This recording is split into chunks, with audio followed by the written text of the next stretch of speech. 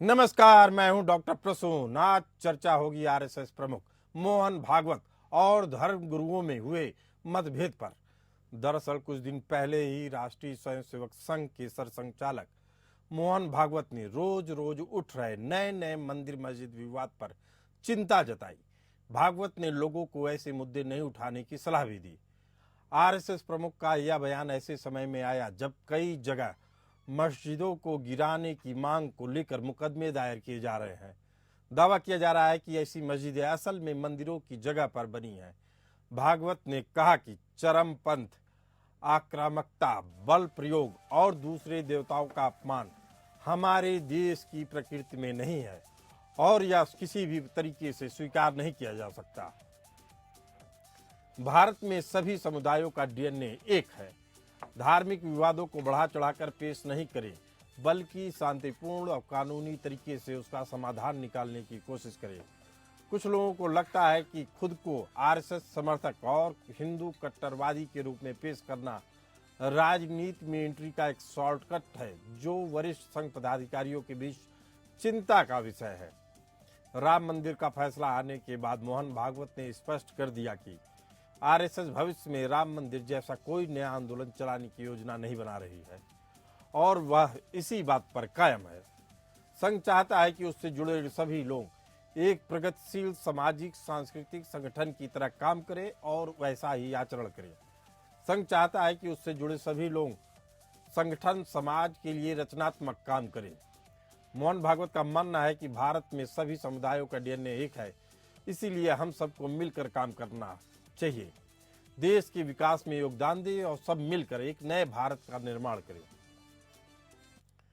संघ प्रमुख मोहन भागवत के मंदिर मस्जिद वाले बयान पर ज्योतिष पीठ के शंकराचार्य स्वामी अवमुक्तेश्वरानंद सरस्वती और सुप्रसिद्ध रामकथा वाचक रामभद्राचार्य जी महाराज ने तीखी प्रतिक्रिया दी है। मंदिरों के जीर्णोद्धार को लेकर संघ प्रमुख मोहन भागवत के बयान पर जगत गुरु रामभद्राचार्य ने ऐतराज जताया।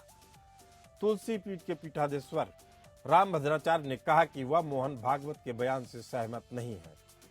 जगत गुरु रामभद्राचार्य ने कहा कि मोहन भागवत हमारी अनुशासक नहीं है, बल्कि हम मोहन भागवत के अनुशासक हैं। मोहन भागवत ने कहा था कि कुछ लोग राम मंदिर की तरह अन्य जगहों पर मंदिर होने का दावा करके नेता बनना चाहते हैं।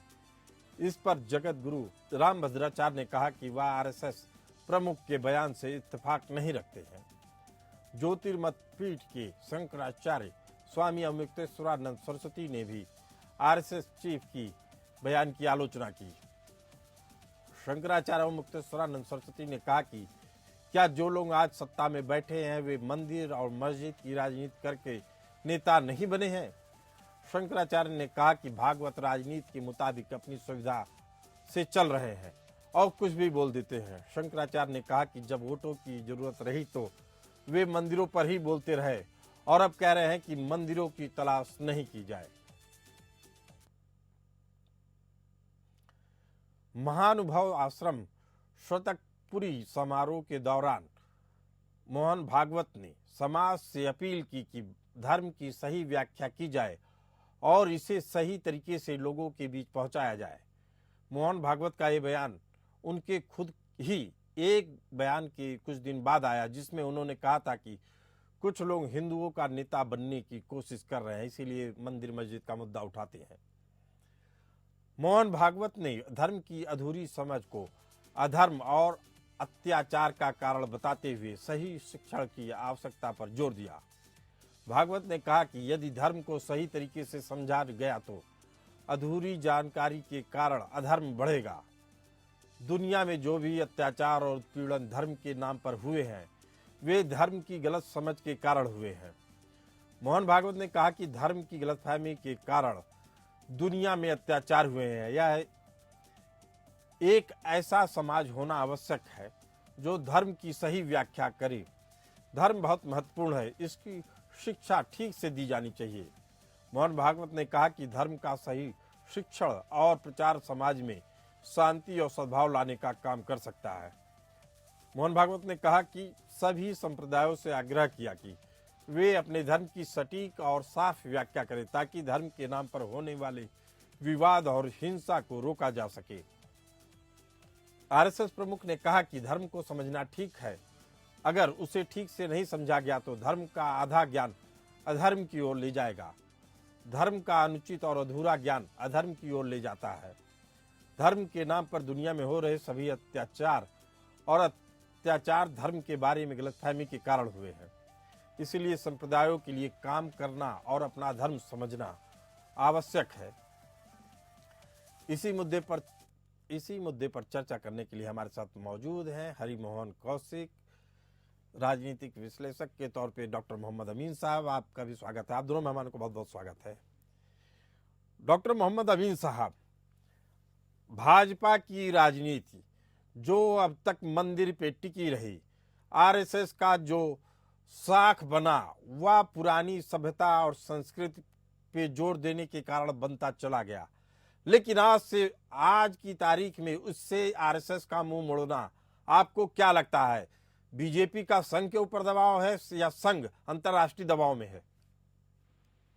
देखिए प्रसन्न जी, जहाँ तक सवाल अभी भागवत साहब का है, मैं इनसे पर्सनल तौर पे मिला भी हूँ, नागपुर में गया था जी। और एक भोज पर इनसे मुलाकात और चर्चा भी हुई। बहुत ही बुद्धिजीवी और बुद्धिमान है और आदरणीय संघ के तो अध्यक्ष हैं ही, संघ चालक हैं। जहाँ तक सवाल है, आज की परिस्थितियों में देखा जाए तो जो संघ देख रहा है अंतर्राष्ट्रीय दबाव के कारण ये बात आई है, क्योंकि देख रहा है कि अभी आप देखिए कि सबसे पहले तो नेपाल में उथल पुथल हुई, मालदीव में उथल पुथल हुई राजनीतिक तौर पे, वहाँ की सरकारें बदली। इंग्लैंड को देखिए, अमेरिका को देखिए, अभी आप देखिए जो सत्ता पलट हो रहा है उसमें आप देखिए, अभी आपने सीरिया का देश देखा है, उससे पहले आपने देखा बांग्लादेश को देखा, उससे पहले अफगानिस्तान को देखा। इस तरीके से कट्टरपंथियों का अगर यही हिसाब किताब रहा और कट्टरवादिता देश के अंदर आई जिस तरीके से देखने को मिल रहा था, तो लोगों में एक अपने को असुरक्षित महसूस करेंगे और उसके कारण कुछ न कुछ ऐसा होगा जिसके कारण देश में उथल पुथल हो सकती है। उसको ध्यान में रखते हुए, जैसा कि हमेशा संघ ने किया है, देश को सर्वोपरि रखा है, देश को हमेशा ऊपर रखा है और देश के साथ ही सबको जोड़ा है और सबको साथ ले चलने की बात कही है। तो आज अगर बात जो वो कह रहे हैं संघ चालक साहब, इस बात के लिए गलत नहीं है कि हमारा जो देश है, आप देखिए जैनियों का देश रहा, उसके बाद बौद्धों का रहा, उसके बाद सनातन धर्म फैला।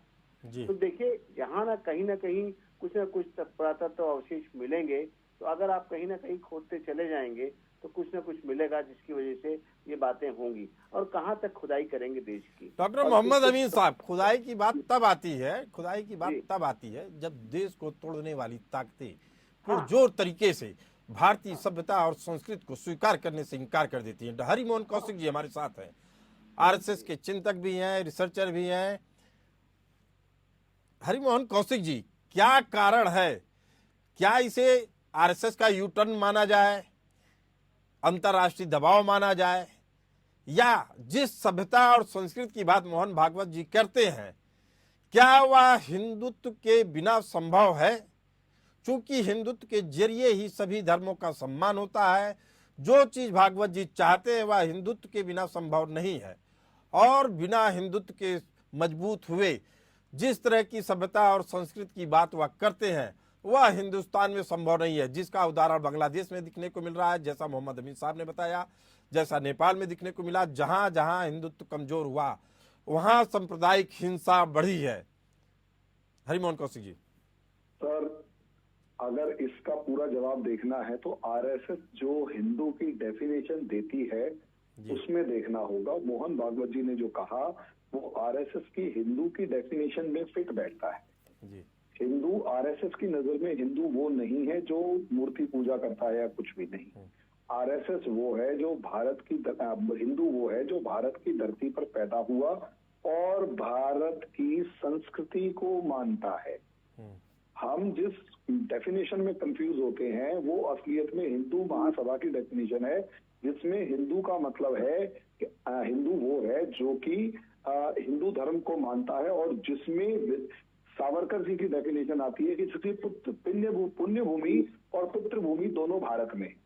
यानी दोनों में डिफरेंस को समझना होगा। और ये लड़ाई आज की नहीं है, ये मामला तब भी था जब वीर सावरकर और डॉक्टर हेडगेवार साहब दोनों आमने सामने खड़े हुए थे।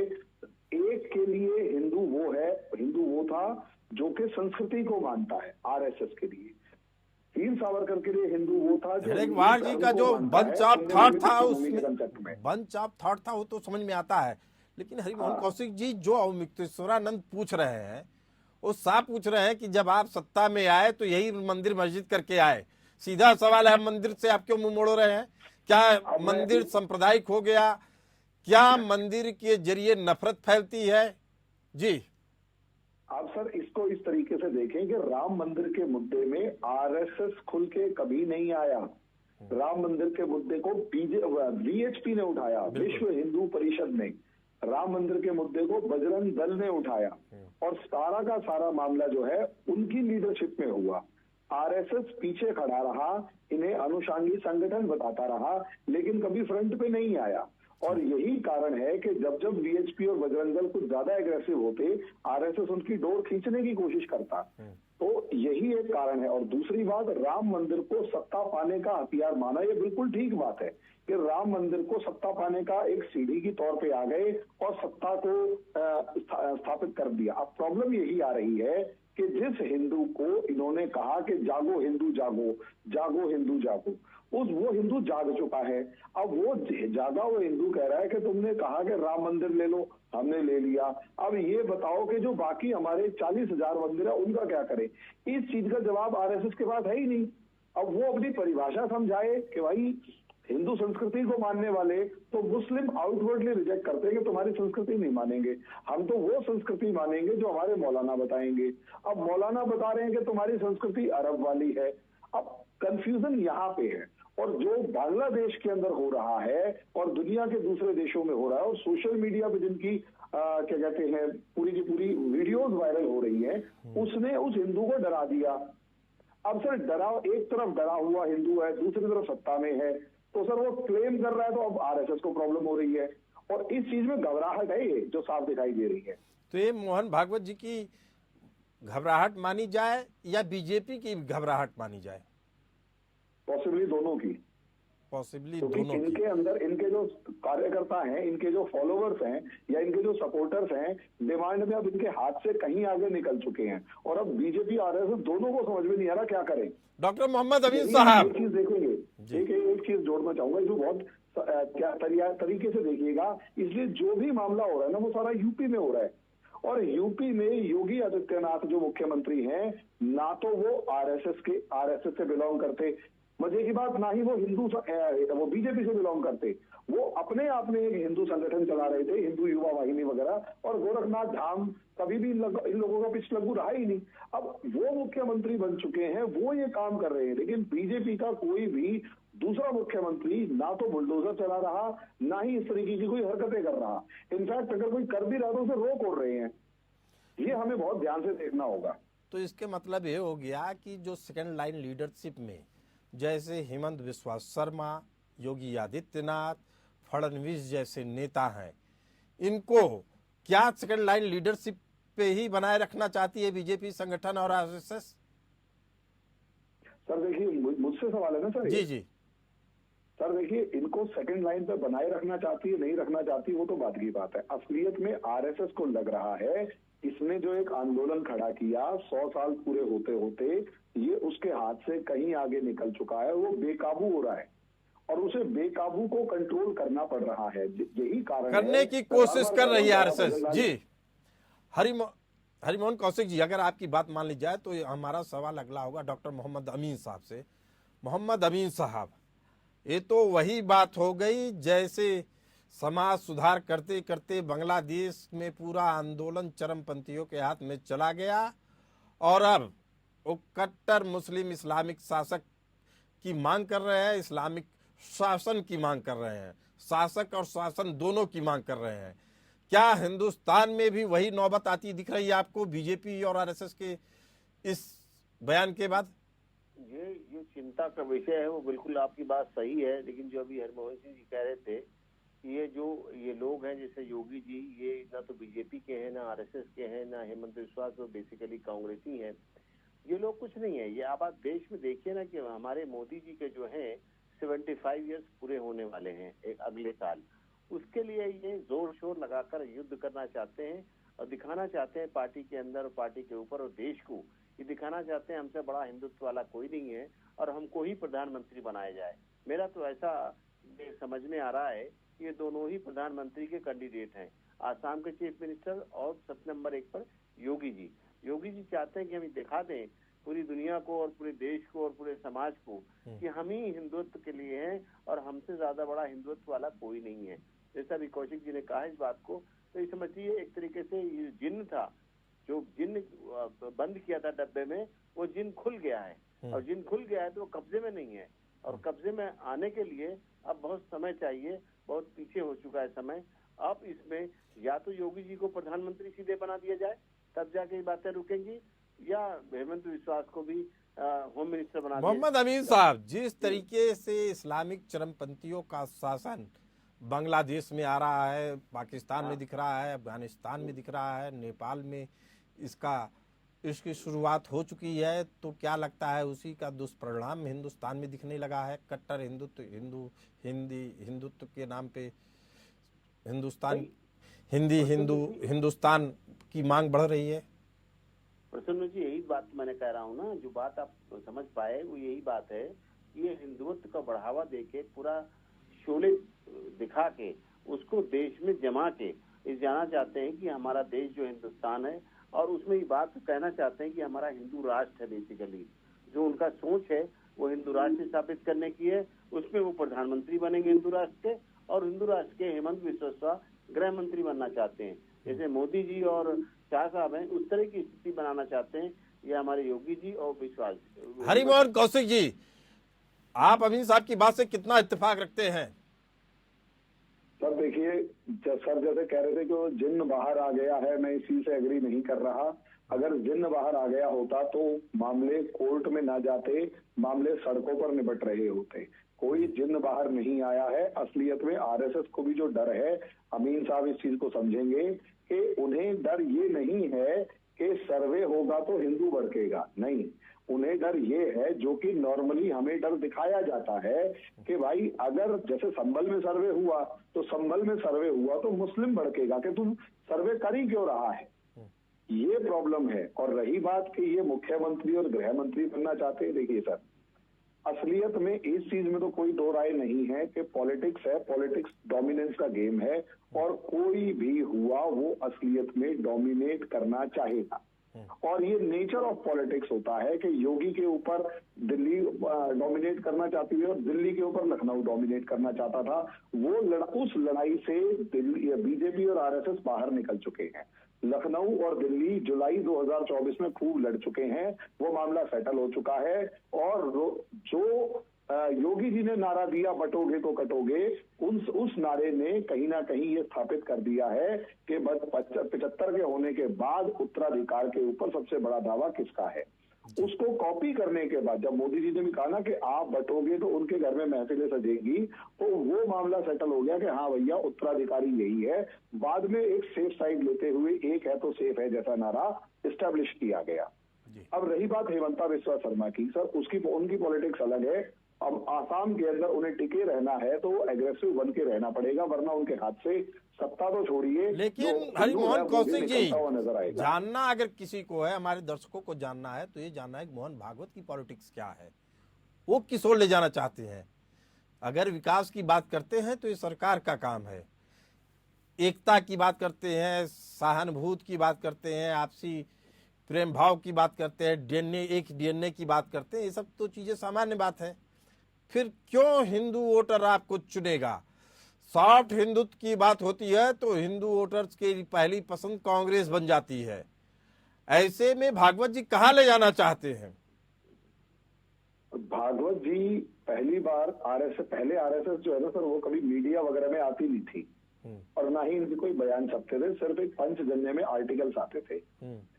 पहली बार जब आरएसएस जो सोशल मीडिया पे आई तो उनके ऊपर सोशल मीडिया का प्रेशर भी पड़ने लगा, मीडिया और सोशल मीडिया का प्रेशर पड़ने लगा।